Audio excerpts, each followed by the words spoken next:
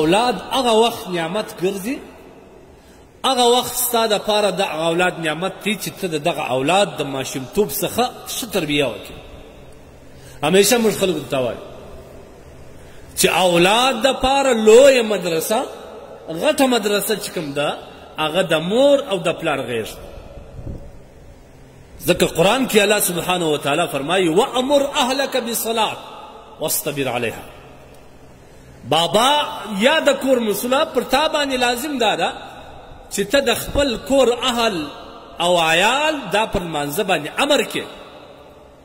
که هغه لمونځ نه کوي ته باک نه پکوې، دا هم ستا مسؤلیت دی. د قیامت په ورځ به دغه اولاد تا ته وایي چې بابا زما د لمانځه وخت و، تا زه نه وم امر کړی، د هغې بېدینه بې لمانځه زه راغټ سوم او زما عادت په دغه بېدینۍ و او په دې بې لمانځۍ وغوی سوم، بیا ما د مرګ پر لمونځ وکړي نه وکړي. د دې مسؤل څوک؟ حدیث کې راځي نبی کریم صلی الله علیه وسلم روایت دی، دا روایت ابن عمر رضی الله تعالی عنہ نقل کړ دی، متفق علیه روایت دی. نبی علیه الصلاة والسلام فرمایي کلکم راع وکلکم مسئول عن رعیته. په تاسو کې هر یو دا یو شپانه یاست او د هر یوه څخه د خپل ماتح په باره کې د قیامت ورځ پوښتنه کوي. دلته د مسئول کس مشابهت نبی علیه الصلاة والسلام د یو شپانه سره ورکړه، لکه څنګه چې د یوه شپانه سره د ډیرو انسانانو مال او بزې او پسونه ورسره دي او ده ته یې باقاعده تنخوا او معاش ایښی وي. که چیرې دغه شپانه د دې رمې ښه حفاظت او ساتنه د هر لوري نه وکړي، هم بیا د لیوه څه کوي، هم بیا داسې ځایو څه راګرځي که چیرې دا رایله سو یا پښه یې ماته نه سي یا مرداره نه سي یا بله نه سي. دا د شپانه مسؤلیت دی. کله چې رمه راسي د هر د رمې مالک چې کوم دی هغه پر د خپل مال باندې ګرځي، که مال عایبجن و فورا د شپانه څه پوښتنه کوي ولې یا ورک هم ورته وایي زما پلانکی حیوان چیرې دی؟ جواب بیا د شپانه وایي. دا د کور مسؤل یا د بچانو پلار یا د کورنۍ او د فامیل مشر دا د دغه شپانه حیثیت لري. د قیامت په ورځ به د ده ماتح د ده بیبیګانې د ده اولاده د ده لمسیان د دې ټولو پوښتنه به د دغه مشر او د کور د مشر څه کېږي. دا د نبي علیه الصلاة والسلام روایت. ځکه هر یو د خپل رعایت مطابق مسؤول دی. که بادشاه دی د هغه څخه به د خپل رعایه پوښتنه کېږي، او که چیرې خاوند دی د هغه څخه به د خپل بیبي یا د هغه رقم د خپل اولاده پوښتنه به د قیامت په ورځ الله سبحانه وتعالی زموږ کوي. که خادمان لري او دی مالک دی د دغه مالک څخه به د خپل خادمانو غلامانو پوښتنه کېږي چې تاسو سره څنګه رویه کوئ. ورې د اولاد ډېر ښه روزنه غواړي. بدبختانه به ووایو موږ نن د اولاد روزنه چې کوم ده په خپله په لوی لاس خرابه کړې. د اولاد روزنه موږ په ټلیفون باندې کوو چې راغلی نه پلار دغه ماشوم ته ټلیفون په لاس واکړي. ګوره دا رقم دی لکه په خپل لاس ماشوم ته زهر ورکوه. دا ستا شفقت نه دی بابا، دا ستا د دې ماشوم سره ظلم دی، دا ستا د دغه ماشوم سره یو قسم غټ جبر دی چې ته ورسره کوې، جفا ده ورسره کوې والله که به شي. او دا واورې نبي علیه السلام وایي لیس منا من لم یرحم صغیرنا. زما د امت څخه نه دی چې زما د امت پر ماشومانو نه ورحمه دی. رحم یوازې دا نه دی چې پر سر لاس وتړي، رحم یوازې دا نه دی چې ده ته پیسې ورکړه، رحم یوازې دا نه دی چې په نس یې موړ کړه، دا ټول رحم دی. لیکن در ټولو بهترین رحم دا دی چې د دغه ماشوم ښه تربیه وکړه. ځکه شاعر وایي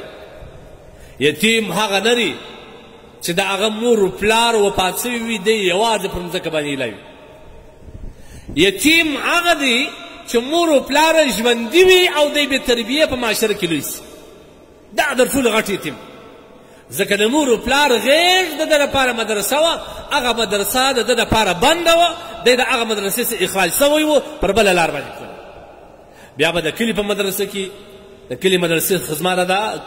ګلیانو د دا کوڅو لوپران مراد دی، په دې کې به بیا دا کسان سره اوس دا غټېږي، یا به په بازارو کې یا به د وخت هغه د فاسقانو سره رالویږي، بیا به د زمانې یو فاسق خالي ځای به دی ډکي. دا ستا اولاد دا ته وګوره په دا بازار کې چې دا کم غلط مخلوق دی یا فاسقان دي یا قاتلان دي یا ظالمان دي یا نشیان دي یا په هر مرضي چې اخته یي د دې معلومات وکړه دا به خامخا زموږ او ستاسو په کلي کې د یو چا ځي زموږ ستا په وطن کې به د یو چا بچی وي دا د کومې خوا راغلی دا بابا ستا د نه تربیې څخه دا ستا د نه روزنې څخه قرآن کې الله سبحانه وتعالی فرمایي یا ایها الذین آمنوا قوا انفسکم واهلیکم نار اے مومنانو ځانونه هم د اوره وساتئ خپل اهل عیال هم د اوره وساتئ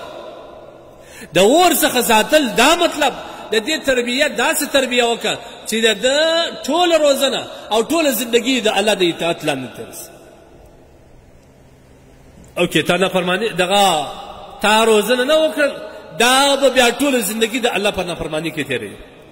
او دا څومره لوی مسؤلیت دا د چا مسؤلیت یو سړی وایي دا نن سبا خو د کور مشران دا وایي دا پر ما مشر دی زما په خوله نه کوي زه تا ته یو مثال درکوم ته پلار یې ته پر دا خپل اولاد باندې ډېر رحم لرې دلته په دنیا کې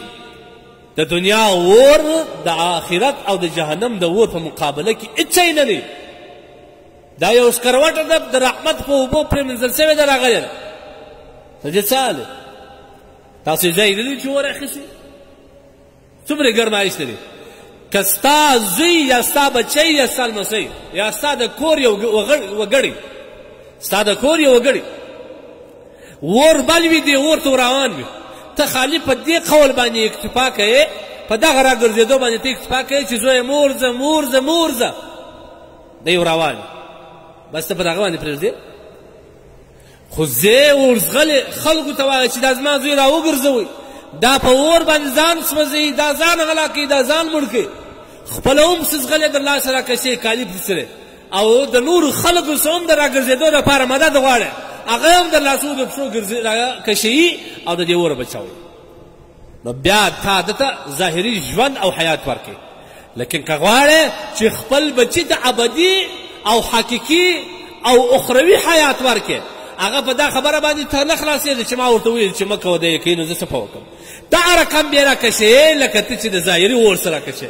دغه رقم بیا د الله سره کشې دا رقم به د بل چا مدد غواړې د کلي د مشر مدد به غواړې د کلي د عالم مدد به غواړې دی چې د چا څخه خار خوري د چا خبر پر چلېږي د هغه مدد به غواړې دا خپل اولاد به راګرځي دا رقم نه کېږي په دې خبره نه سره خلاصېږي دا واوره په دې خبره ته چېرې خلاصېږي ستا اولاد په اور باندې ځان ګړي ته نه پرېږدې او نو په دې بیا څنګه پرېږدې